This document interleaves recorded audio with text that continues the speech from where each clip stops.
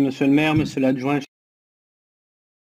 chers collègues, l'idée et le principe de ce groupe de réflexion sont en effet louables et ne souffrent sur la théorie d'aucun débat, d'autant que la mairie de secteur a la main pour l'appliquer ou non, mais plusieurs questions néanmoins demeurent. Pourquoi l'article 2, qui prévoyait notamment la mise en place de moyens humains et matériels qui avait été initialement mis dans le rapport, a été retiré fin de semaine? Est-ce que cela signifie que, in fine, au mieux, cela sera une coquille vide sans moyens ou à moyens constants, ou bien pire, que cela sera une charge financière pour les mairies de secteur?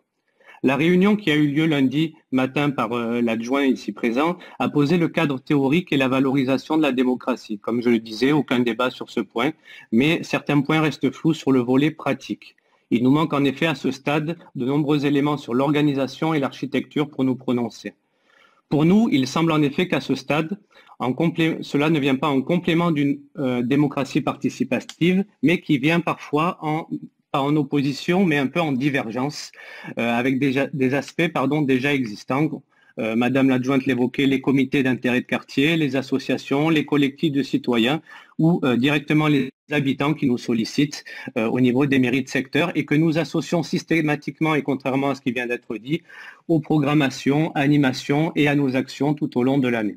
Comme pour les SICA, de nombreuses questions financières subsistent et des réponses n'ont pas encore été apportées.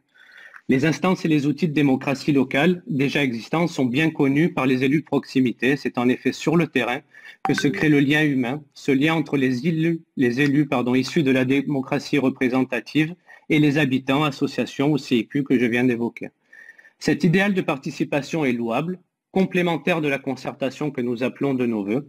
On comprendra donc que cet idéal ne peut pas être en contradiction avec l'absence de concertation qui se manifeste par quelques décisions unilatérales sur des sujets humains importants, comme certains de mes collègues le rappelleront dans 2 ou 3 rapports. Je pense que lorsque nous aurons le retour également des audits des mairies de secteur, pour lesquels je vous remercie, monsieur le maire, ainsi que votre équipe, pour enfin avancer sur les moyens humains et financiers adaptés au nombre d'habitants et aux problématiques de chaque secteur, cela sera un outil de réflexion intéressant quant à la place d'une telle charte. Vous l'aurez donc compris, l'idéal de la charte est louable, mais nous avons besoin d'avoir d'éléments pratiques et concrets sur l'ensemble des points évoqués pour nous prononcer, afin de ne pas faire d'une entreprise positive une coquille vide qui resterait à l'état d'une charte de communication. Pour information, 2 élus de votre majorité se sont abstenus en conseil d'arrondissement en mairie du 13-14, ce qui vient confirmer le besoin d'information.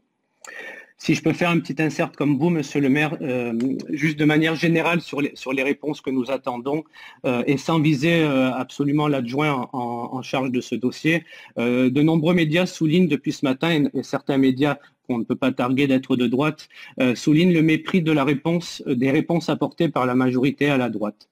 Je rappelle vraiment que l'objet de nos questions est d'éclairer de manière constructive et apaisée les Marseillais sur la méthode et sur le fond de votre politique. Si certains élus de votre majorité estiment que nous ne méritons pas de précision, les Marseillaises et les Marseillais, eux, en ont besoin. Notre volonté seule est de faire avancer Marseille. Je vous remercie.